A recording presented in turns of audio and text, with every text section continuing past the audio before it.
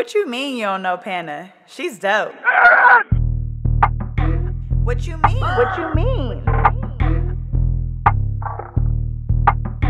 What you mean? What you mean?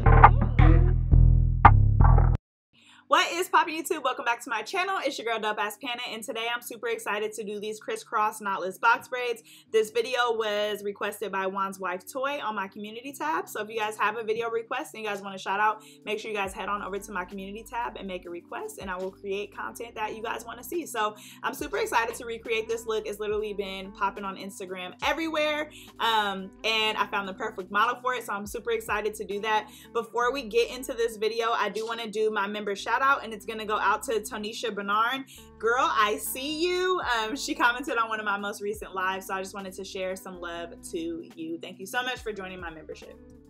So basically this hairstyle is knotless box braids in the back, and in the front is going to have a cute crisscross rubber band design.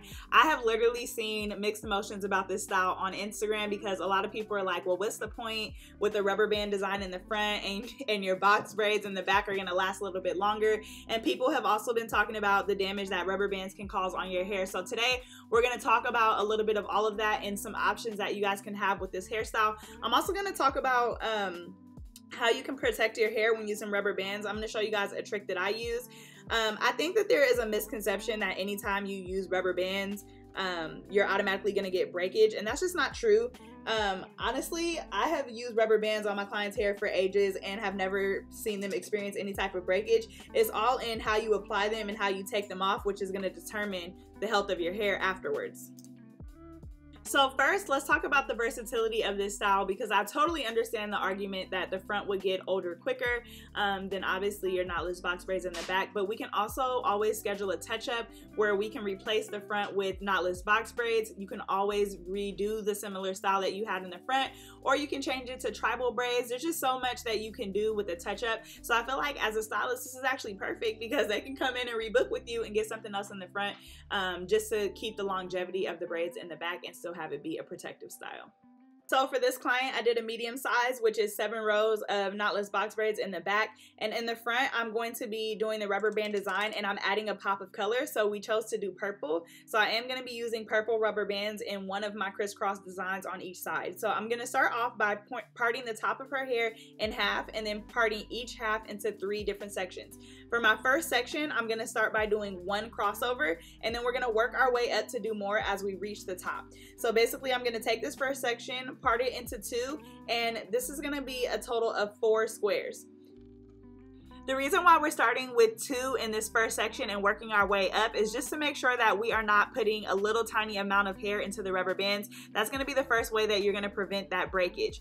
So I'm going to go ahead and tie my rubber band onto this first section, and you're always going to start with that first section because it's going to cross over into the sections behind it. So it's really important that you do that.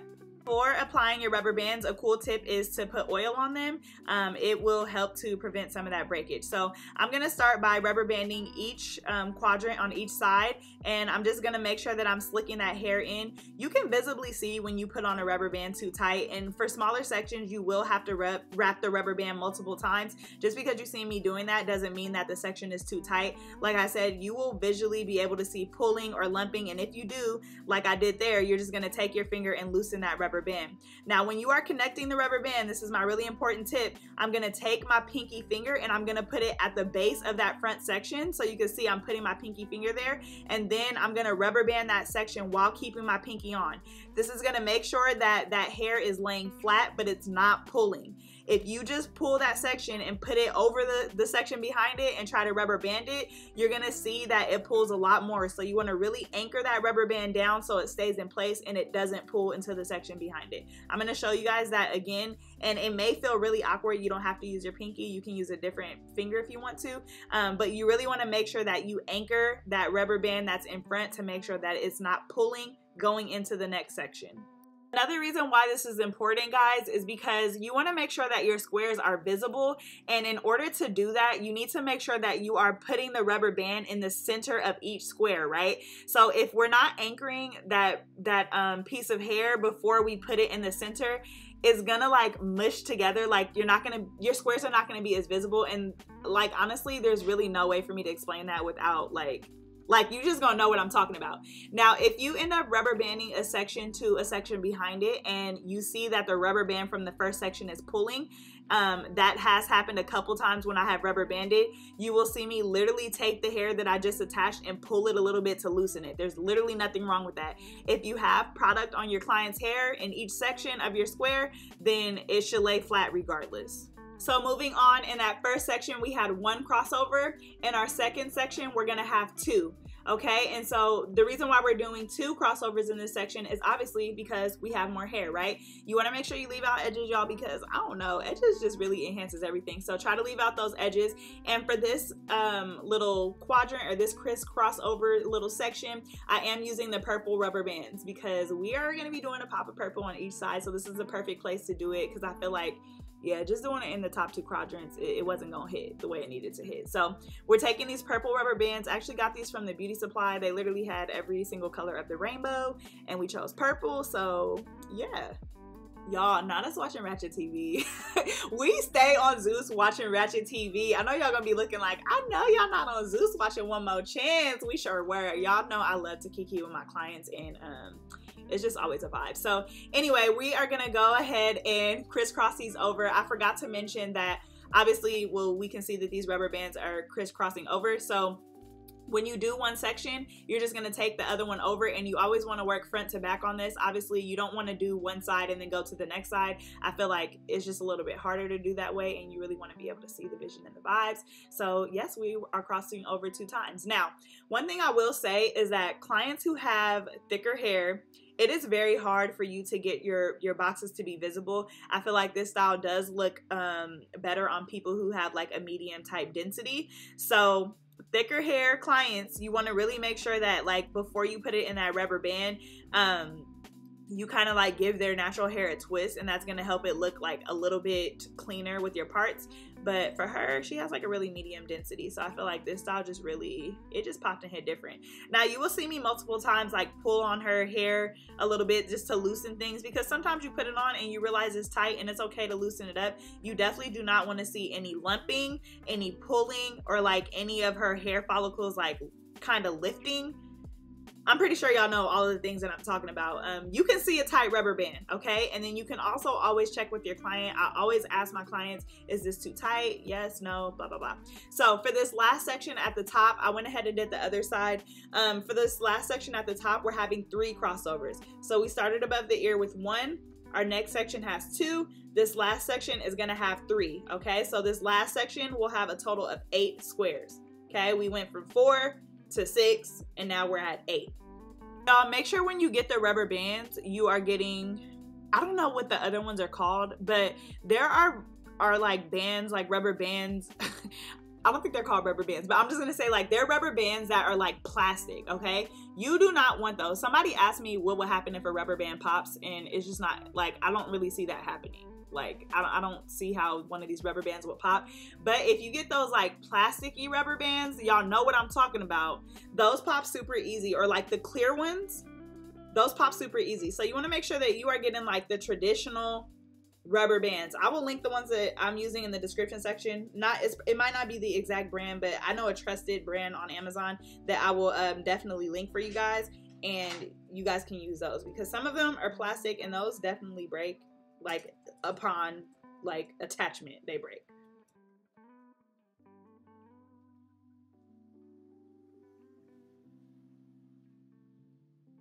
All right, so if you made it this far into the video, you rocking with me, and I appreciate you so much for that. I have a super huge announcement at the end of this video that you do not want to miss. So if you already made it here, sis, do not skip. Okay, do not skip, because I'm literally about to drop a bomb on you that you are gonna be like, oh my god, Pana, you the one. So I'm super excited. Make sure you guys stay tuned for that, and yeah, we're gonna get through this style together.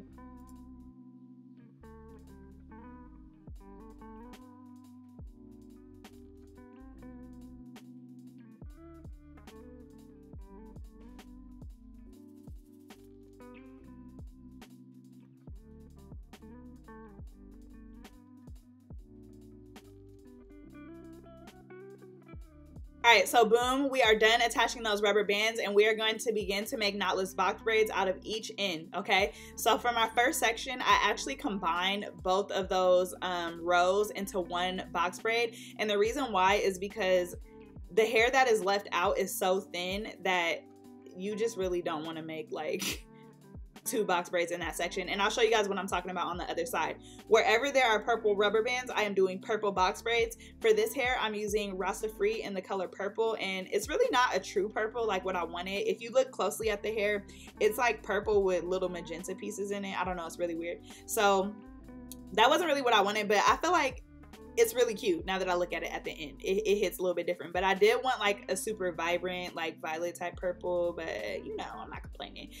So I'm putting purple wherever the purple rubber bands is for a pop of color. I also think it would look so bomb with like a lime green or a yellow or a red, but this client had already did red before, so we decided to go with purple, and it just was giving everything that it was supposed to have gave. So basically, I'm gonna take the end of each section and I'm going to split it and create a knotless box braid. So you guys can see these 2 sections are super thin, and we're doing medium braids. You want these braids to match the ones in the back. So I just combine these 2 to make a knotless box braid. For the other sections, you can just split whatever is left into 3 and make a regular knotless box braid.